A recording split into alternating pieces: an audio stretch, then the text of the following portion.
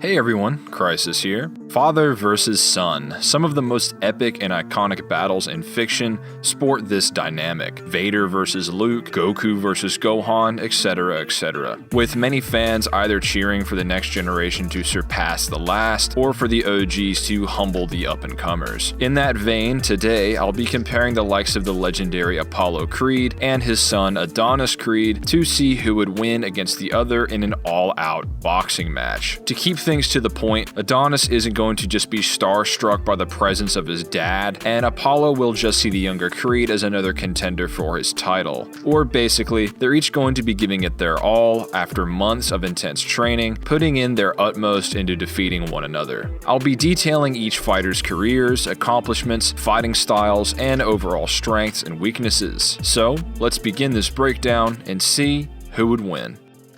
Starting with Apollo, we know very little about the beginning of his iconic career, at least when it comes to solely the Rocky Creed movies themselves. However, we can learn a bit more by expanding our purview to the officially licensed video games such as Rocky Legends and Creed Big Rumble Boxing. Based on these sources, we learned that one of Apollo's earliest bouts, sometime around the late 60s, was against his future trainer, Tony Duke Evers, participating in the National Amateur Boxing Finals. Even as early as this, Apollo set himself apart for his swift hands and KO power, besting the exceptional boxer and the most technical fighter around, turning his competitor into a devout friend and teacher. With Duke at his side, Creed would climb the ladder, facing and defeating exceptional fighters, some boasting one-hit KO power, incredible speed, experienced journeymen, Olympic medalists, tough-as-nails southpaws, the sharpest fighters of their nations, incredibly strong and capable fighters in their own right. Finally earning his heavyweight championship belt from the current champion,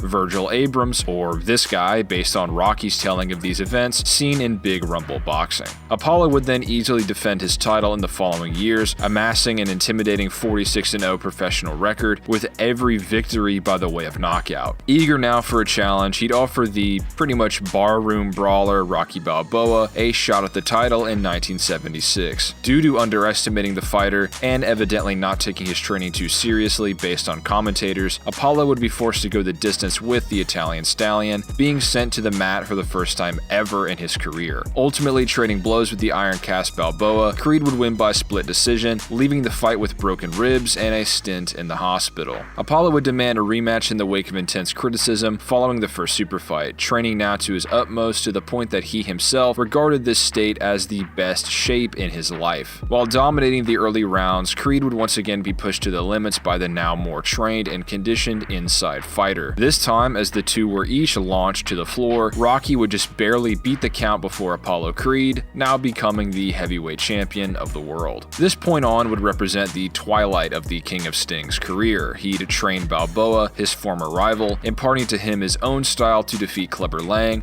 a fighter even stronger than himself in his own words. He beat the more adept than ever Rocky in a friendly spar as described by the Rocky III script, and finally, tragically, in 1984, Apollo would meet his end against Ivan Drago, a lethally trained super fighter from the Soviet Union, dying in the arms of Rocky Balboa, leaving behind his friends, wife, and 3 children, one born of illegitimate means with everything to prove. Adonis Creed started young, having learned the basics from Diamond Dame Anderson, a Golden Gloves champion, and the self-described, albeit greatest amateur boxer ever. From here on, Adonis would compete in many underground fights, earning a score of 15-0, eventually gaining the attention of former 2-time heavyweight champion Rocky Balboa. The Italian stallion would coach the son of his former rival to become the best he could be. Under Rocky's tutelage, Adonis would face a similar regimen employed by the legendary Mickey, the very same that gained Rocky his initial rank of champion. Adonis's speed, endurance, skills, and above all else his mentality were forged by the stallion, as well as a hand-picked squad of trainers into a considerable fighting force. His first real test was against Leo the Lion, the 17-0 number 4 ranked light heavyweight, with 12 of his wins via knockout. While more or less being at the whim of Leo in their first round, Adonis did showcase good speed and dexterity, dodging and outmaneuvering much of the Lion's assault. While the young Creed would still showcase these qualities going into the second round, what allowed him to see such an early knockout was the imparting of one of Apollo's own combos, told through the mouth of Balboa. Such an early win against a high-ranked opponent would mark only the beginning of Adonis's remarkable career. After even more intense training, again mirroring Rocky's own regiment prior to his rematch against Apollo Creed, Adonis was pitted against Pretty Ricky Conlan, the best pound-for-pound fighter as of 2015, for the title of light heavyweight champion of the world. At first, Conlan dominated the far less experienced fighter. However, Adonis's grit allowed him to score a solid hit in the second round, cutting the champ. They began trading hits on even footing into later rounds. Despite a crushing blow to the head, Adonis was able to rise all the same, like a man possessed. While Stitch did pretty much help Adonis cheat to stay in the fight, Creed was able to bring the #1 pound-for-pound fighter to the mat, nearly winning via knockout, hanging in there against such an accomplished fighter, repeating history from nearly 40 years prior. In the time between Creed 1 and 2, Adonis would rack up an additional 6 victories, moving up a weight class into heavyweight. He would then KO Danny Wheeler, the prior #2 fighter, in just 4 rounds. However, it's stated by commentators that Wheeler was out of his prime and would have actually KO'd Adonis here if not for his current lack of power. Nonetheless, Adonis Creed would become the heavyweight champion of the world, only to then be challenged by Victor Drago, son and pupil of the man who murdered Apollo Creed, in the ring. In his first fight against the deadly upstart, Adonis was woefully brutalized against the much stronger opponent. While Creed was theoretically faster and more versatile, in practice he was tagged and many times launched by Victor's strikes. Both the referee, Rocky, and Adonis's current trainer, Duke Jr., all wanted to call the fight. Unfortunately for him, and in spite of his clear path to a legitimate victory, Drago's bloodlust would get the better of him, landing a strike to Creed's head after officials urged him to refrain. While technically keeping his title, Victor would have outright won if he'd simply bided his time, with Adonis holding onto the belt alongside many broken bones, a concussion,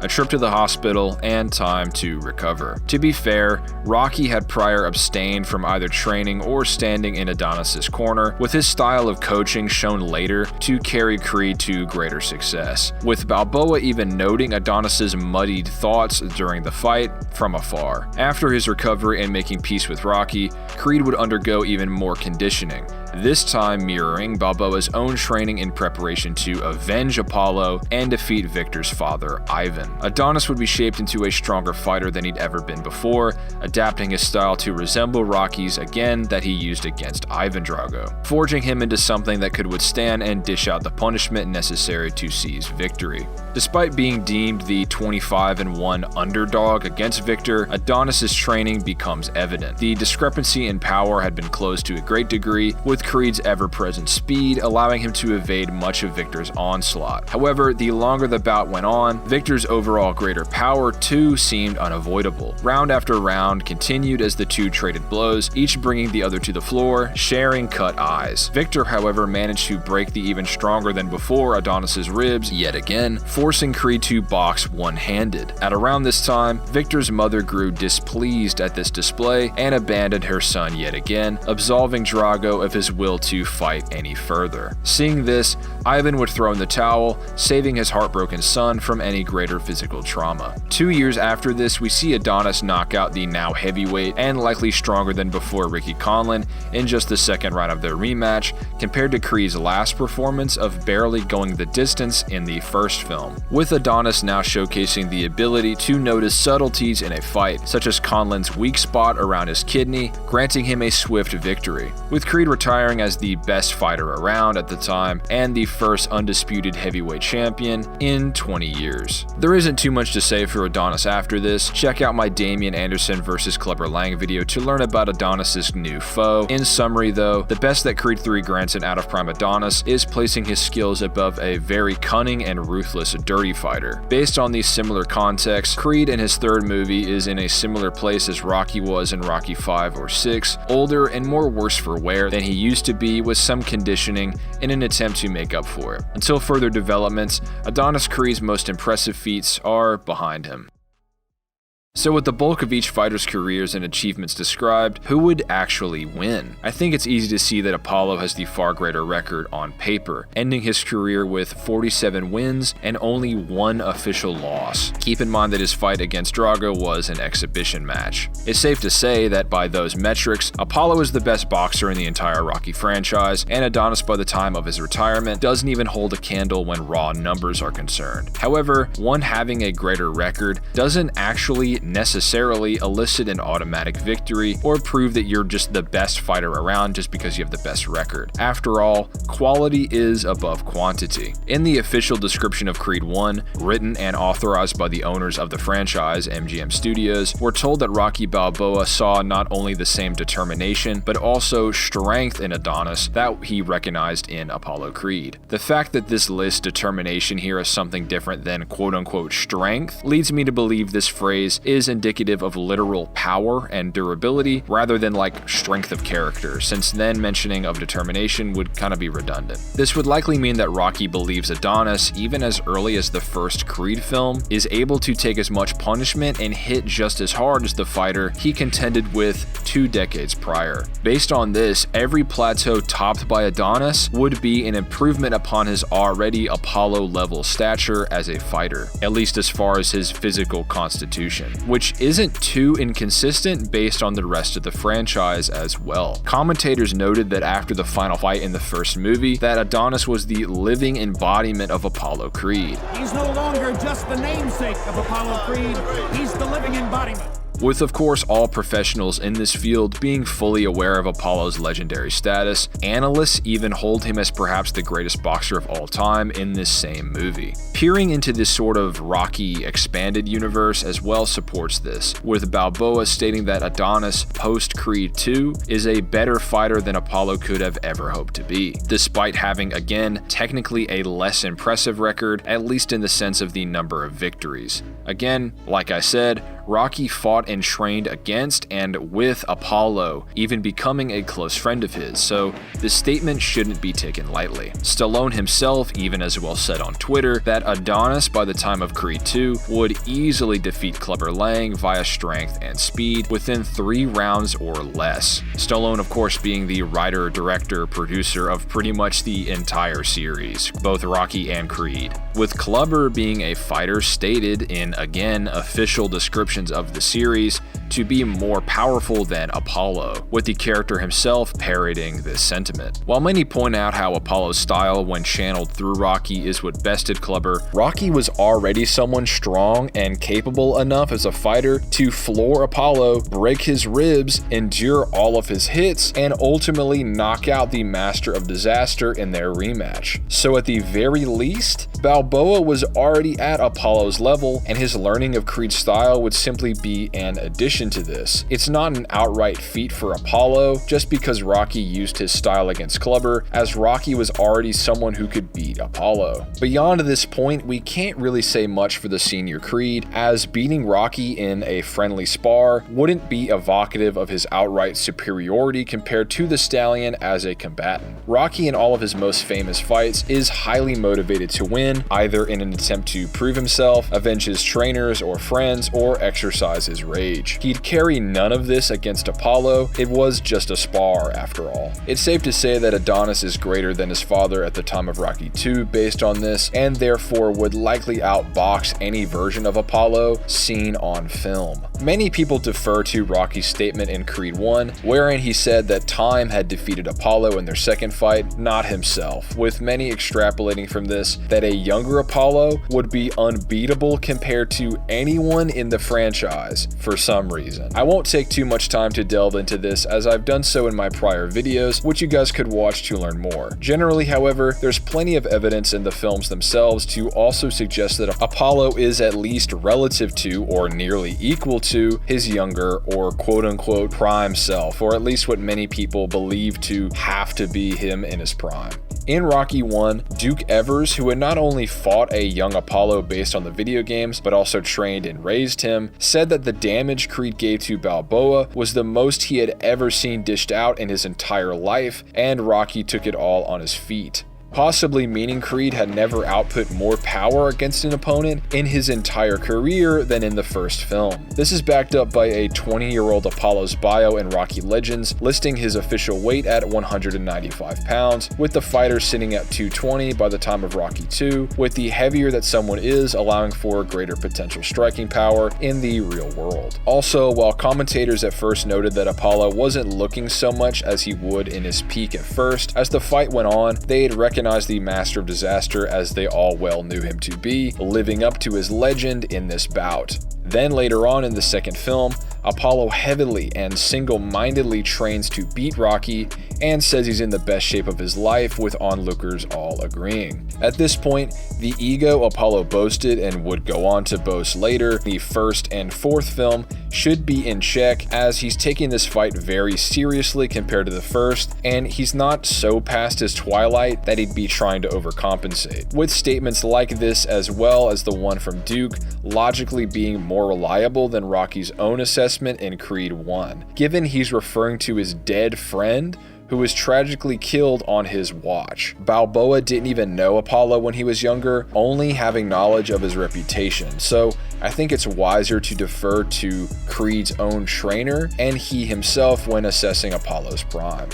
With Creed comparing his Rocky 2 and likely peak version of himself to Clubber Lang, implying he's far less deadly a fighter than the Chicago-born brawler, who Stallone said Adonis would easily overpower and outspeed. Also, when it comes to quote-unquote prime Apollo, we have to look at who he contended with in his 20s and early 30s. The thing is, while having some impressive statements, Mickey, who is a trainer with much knowledge of other fighters in the world, said that Apollo at the time of Rocky 2 was the most dangerous in the world, even with those who Apollo competed against to earn his title still continuing their careers into this time based on the video games that they originate from. So whether or not you think Rocky 2 is Creed's prime, based on Rocky's statement in tandem with Apollo's own referring to Clubber, Lang would be above the likes of Big Chuck Smith and Big Yank Ball. Big surprise. Compare that to Adonis easily defeating the prior #1 pound-for-pound fighter in the world within just 2 rounds, fighting off the son and pupil of Ivan Drago, the most powerful and well-trained foe, the legendary and the debatable GOAT Rocky Balboa had ever faced, as well as other random yet impressive filler villains in Adonis's own video game. Considering all this, it's safe to say that the younger Creed has beaten boxers greater than those who Apollo did on his way to becoming champion and earning his legendary status. I don't think this is definitive, but there is also the sort of thematic nature of Adonis's defeat over Victor Drago in Creed 2, the whole let's beat what they couldn't beat mentality that somewhat drives Adonis in that movie, going the distance with and defeating a Drago. While I believe Ivan to still be a superior fighter to Victor, and that if his mother hadn't left Victor, he would have won the fight at least by split decision, it is hard to ignore the overall symbolism of the film, with Adonis beating the son of the man who killed his father, at least proving to some degree that he surpassed Apollo. Maybe narratively, or maybe that's sort of what the script was going for there. When it comes to their outright fighting styles, Adonis boasts many of the same techniques devised by his father, with the Creed 3 director and star Michael B. Jordan stating that there's always a hint of Apollo's style whenever Adonis fights. Apollo Creed is, loosely off of Muhammad Ali, so we kind of kept that always in the genetic bank of like how Adonis might fight a little bit like his dad. He's also been trained by Rocky, who was able to scrap with Apollo, and as someone who also knows the King of Sting's moveset directly. I think all of this paired with Adonis's analytical ability shown in Creed 3 would mean he could assess Apollo's style and weaknesses, such as his less than stellar means of dealing with inside fighting, with Balboa often incentivizing the younger Creed to close the distance and attack the body, which was pretty much his winning strategy against Apollo Apollo. Just think about it. Adonis had fought Ricky Conlan throughout 12 rounds in the first movie, and then by the third movie, he'd assessed him to the point that he could pretty much beat him handedly in just 2 rounds. With Adonis pretty much studying the likes of Apollo his entire life, and as well being trained by Rocky, who knows at least pretty much everything Apollo could do in a fight. So this level of analysis in practice is going to be a pretty huge advantage for Adonis. While Creed Sr. in Rocky II would have a 6-pound, 1-inch height and somehow 9-inch reach advantage over his son, Adonis was able to go the distance with Victor Drago, who boasted similar physical stats with actually a far greater weight advantage, being 25 pounds heavier than Apollo. Adonis was not only able to remain standing after suffering much damage, but he as well managed to cut and floor the Drago throughout their fight. When all is said and done, based on the evidence of Rocky II being Apollo's peak, with Clubber being deadlier than this, and Adonis being able to easily deal with Clubber, in tandem with Adonis's own skills and full knowledge of his father's strengths and weaknesses, as well as contending with heavier and taller foes than even Apollo, I do think that it's most likely that Adonis would see himself the victor if he were to fight his legendary father, with both contenders battling with nothing held back. This is all unless you argue that we've never seen Prime Apollo in any movie, and Big Yank over here would floor the likes of Victor Drago with ease. As always, thanks for watching. If you guys want to see more Rocky content, be sure to subscribe and help get me to 40,000 subscribers. I'll see you all next time.